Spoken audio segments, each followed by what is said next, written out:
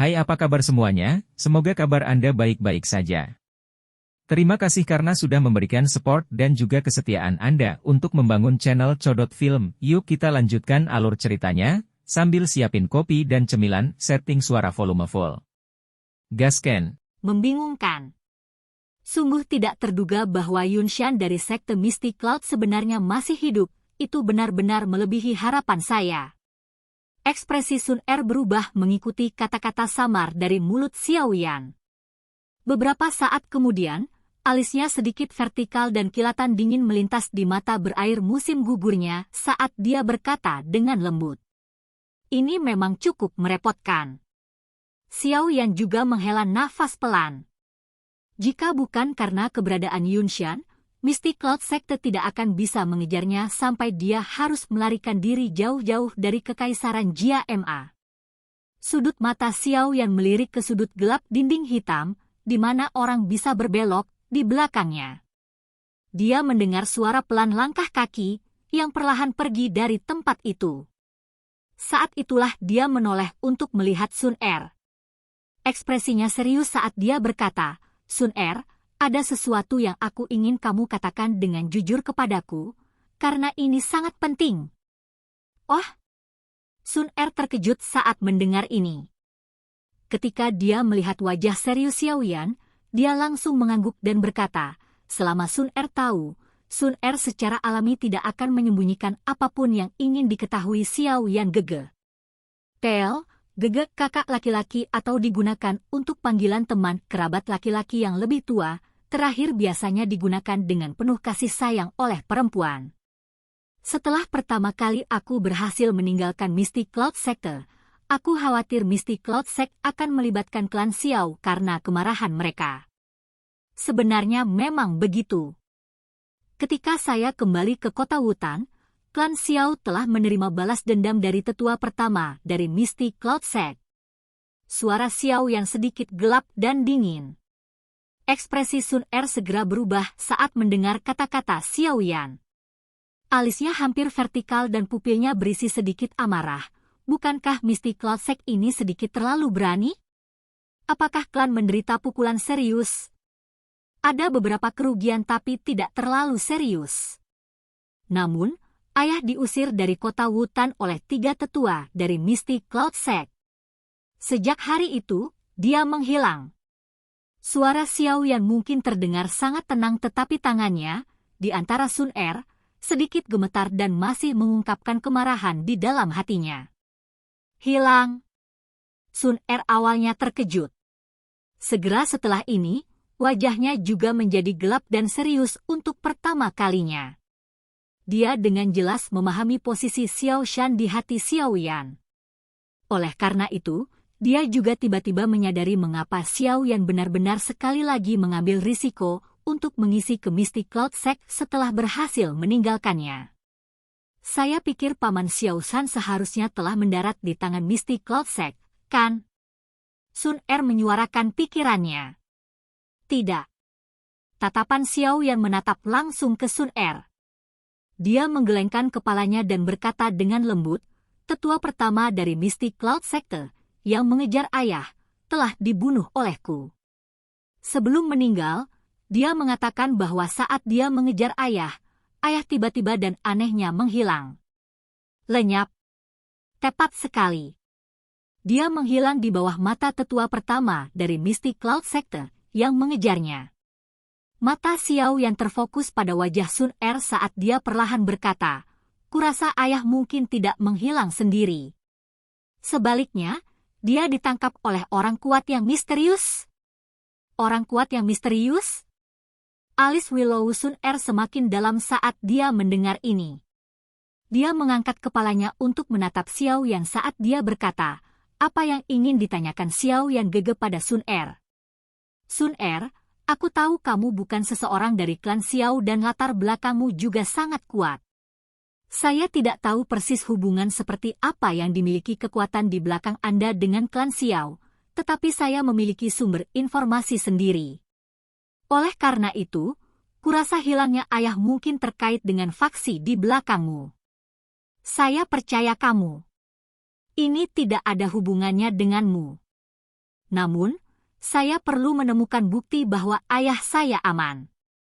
Jika tidak, saya akan mengalami masalah makan dan tidur dengan nyenyak. Xiao Yan memegang tangan Sun Er saat dia berkata dengan suara yang dalam. Kata-kata Xiao Yan menyebabkan wajah Sun Er berubah sedikit.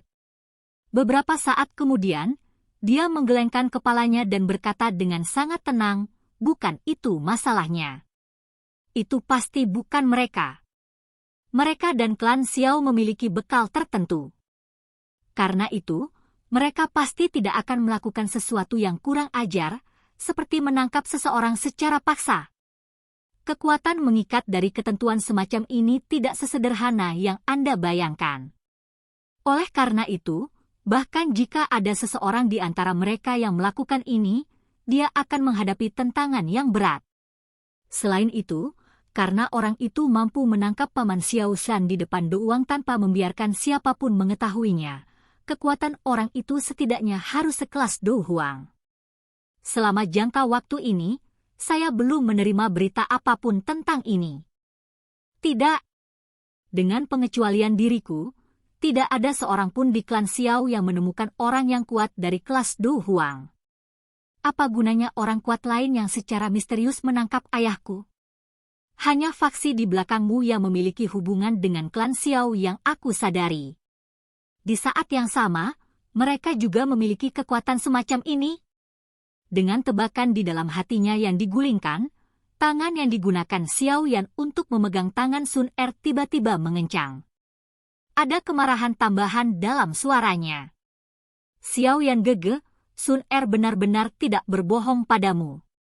Faksi di belakangku memang memiliki hubungan dengan klan Xiao. Saat ini, saya tidak dapat memberitahu Anda beberapa detail dan alasannya. Jika saya memberitahu Anda, itu malah akan merugikan Anda. Namun, mengenai masalah Paman Xiao Shan, Sun Er meyakinkanmu bahwa itu pasti tidak dilakukan oleh mereka. Ekspresi Sun Er yang awalnya tenang segera hancur saat dia melihat wajah Xiao Yan yang mengandung sedikit kemarahan. Dia tidak bisa menahan diri untuk tidak berbicara dengan sikap sedih. Melihat wajah Sun Er yang berisi beberapa keluhan, Xiao Yan juga secara bertahap memulihkan pikiran jernihnya. Tangannya dengan lembut menggaruk kepalanya dan menghembuskan nafas dalam-dalam sambil bergumam, sepertinya ada beberapa rahasia dalam klan Xiao yang tidak kusadari. Baiklah, karena Anda tidak mau mengatakan apa-apa, saya tidak akan memaksa Anda. Jika itu benar-benar seperti yang Anda katakan, dan ini tidak dilakukan oleh faksi di belakang Anda, saya khawatir Misty Cloud Sekte akan tetap menjadi tersangka terbesar. Sekte itu tampaknya tidak sesederhana yang dipikirkan semua orang. Baiklah, kamu bisa kembali dan istirahat dulu. Masih ada kompetisi kualifikasi besok. Kesampingkan untuk sementara masalah tentang ayah. Meskipun saya tidak yakin tentang kondisinya saat ini, setidaknya nyawanya tidak dalam bahaya. Saya harus segera meningkatkan kekuatan saya. Jika tidak, bahkan jika saya berhasil menemukan jejak ayah saya di masa depan, saya khawatir saya juga tidak akan memiliki kekuatan untuk mengambilnya. Xiao Yan menoleh ke arah Sun Er. Dia menepuk kepalanya, tersenyum, dan berbicara dengan cara yang menghibur. Saya akan meminta seseorang untuk membantu menyelidiki masalah ini dan akan segera memberitahu Anda jika saya memiliki petunjuk. Sun Er mengangguk.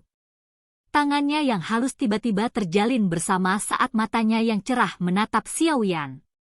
Dengan cara yang agak tidak pasti, dia bertanya, Xiao Yan gege, apakah kamu akan menyalahkan Sun Er karena tidak memberitahu kamu faksi yang tepat di belakangku, serta hubungan mereka dengan klan Xiao? Apakah kamu akan menyakitiku? Xiao Yan tersenyum, mengusap kepala Sun Er dan bertanya. Sun Er sedikit terkejut. Senyuman muncul di wajah cantiknya saat dia menggelengkan kepalanya dan berbisik, aku tidak akan. Karena itu, saya percaya Anda. Ini sudah larut, istirahatlah. Xiao Yan mengulurkan tangannya dan memeluk sosok yang lembut, tampaknya tanpa tulang, dan cantik itu sejenak. Dia segera melepaskannya, melambaikan tangannya ke arahnya, dan akhirnya berbalik sebelum berjalan ke kamarnya. Ah! Sun Er menganggukkan kepalanya sedikit saat dia menatap punggung Xiao Yan yang telah menghilang di kusen pintu. Dia merenung sejenak sebelum berbalik, dan dengan cepat berjalan kembali ke kamarnya. Dengan membalikkan tangannya, dia menutup pintu kamar dan menjentikkan jarinya dengan lembut. Gumpalan cahaya keemasan melesat ke sudut tertentu ruangan. Sebuah bayangan hitam gelap segera menjadi terdistorsi sebelum berubah menjadi sosok manusia berwarna hitam, muncul di dalam ruangan, dengan satu lutut berlutut di tanah. Biarkan Ling Shi pergi ke gunung di belakang akademi besok. Selain itu, kirim seseorang untuk menanyakan apakah ada jejak orang kuat misterius di dalam kekaisaran Jia Ma. Selain itu, saya memerlukan semua informasi tentang Mystic Cloud Sect. Wajah Sun Er tenang saat dia melirik bayangan hitam itu. Suaranya jelas dan dingin saat dia memesan. Ya, Xiao Jie. Bayangan hitam itu tidak menyuarakan pertentangan saat dia mendengar perintah Sun Er. Mengikuti kemunculan suara wanita yang lembut, tubuhnya bergoyang dan sekali lagi berubah menjadi bayangan gelap yang melebur ke dalam kegelapan sebelum benar-benar menghilang. Tel, Xiao Jie wanita muda dari keluarga kaya atau berkuasa tertentu. Sun Er hanya menghela nafas lega saat melihat bayangan hitam menghilang. Suara gumamannya dengan lembut bergema di dalam ruangan, sialan, siapa sebenarnya yang melakukan ini? Dia benar-benar mengarahkan pandangannya pada Paman Xiao Shan. Cahaya matahari yang redup dan hangat tersebar dari langit keesokan paginya. Menyusul kemunculan lambat sinar matahari yang menyilaukan di atas cakrawala, akademi, yang tadinya sunyi sepanjang malam, sekali lagi dipenuhi dengan energi. Pria dan wanita muda yang tak terhitung jumlahnya berulang kali mengerumuni seluruh akademi. Tujuan mereka sangat jelas. Itu adalah stadion besar di tengah akademi. Kompetisi kualifikasi 2 hari ini sepertinya menjadi acara akbar tahunan di Akademi Jianan. Mereka yang memiliki kualifikasi untuk berpartisipasi dalam kompetisi kualifikasi adalah semua orang yang termasuk dalam grup luar biasa. Persaingan raksasa di antara mereka layak untuk disaksikan. Selain itu, kompetisi kualifikasi tahun ini masih diikuti oleh Xiao Sun Er, Bai Shan, serta wanita muda berpakaian merah, yang termasuk di antara orang-orang paling berprestasi di akademi. Fakta ini saja telah mengumpulkan lebih dari setengah penonton.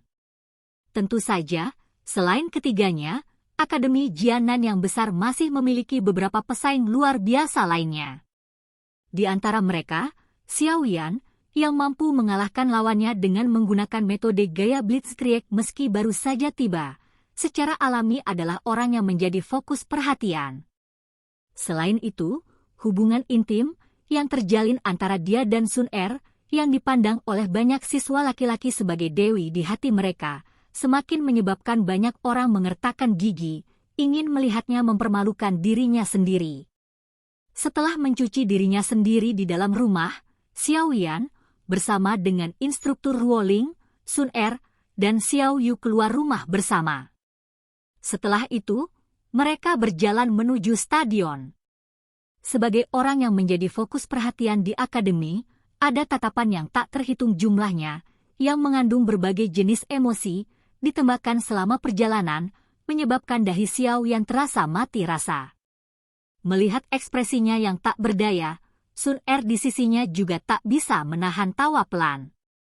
Senyumannya yang anggun dan hangat seperti lotus langsung menyebabkan suara orang menelan air liur terdengar dari kedua sisi jalan. Di bawah tatapan panas yang menyengat, kelompok itu melanjutkan dengan segera kelompok Xiao yang berjalan ke stadion, yang sudah penuh sesak dengan orang-orang.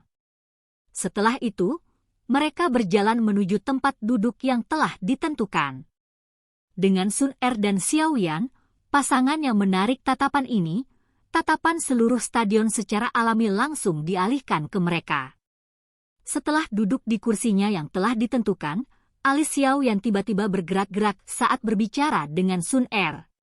Dia sepertinya merasakan sesuatu saat dia mengangkat kepalanya dan mengarahkan pandangannya ke galeri tontonan di sisi yang berlawanan. Di tempat itu, yang merupakan lokasi pengamatan yang sangat bagus, Baishan berpakaian putih sedang berdiri, sambil mengatupkan kedua tangannya. Melihat tatapan Xiao Yan melihat ke atas, sudut mulutnya terangkat menjadi senyuman dingin yang samar. Telapak tangannya berada di pagar pembatas di depannya, dan jarinya melakukan tindakan memprovokasi yang sangat tidak jelas ke arah Xiao Yan. Mata Xiao Yan menyipit saat dia menatap pohon giok berpakaian putih, sangat tampan, seperti Baishan. Dia tersenyum tipis saat seberkas kilatan cahaya dingin melintas di pupil matanya yang hitam dan gelap. Dia tidak pernah menyombongkan diri bahwa dia adalah orang yang baik. Karena pihak lain telah memprovokasi dia berulang kali, maka dia akan bertindak sesuai dengan dia. Silahkan pergi ke. Oke guys, jangan lupa like, comment, share, and subscribe di channel Codot Film. See you next video, peace out and bye-bye.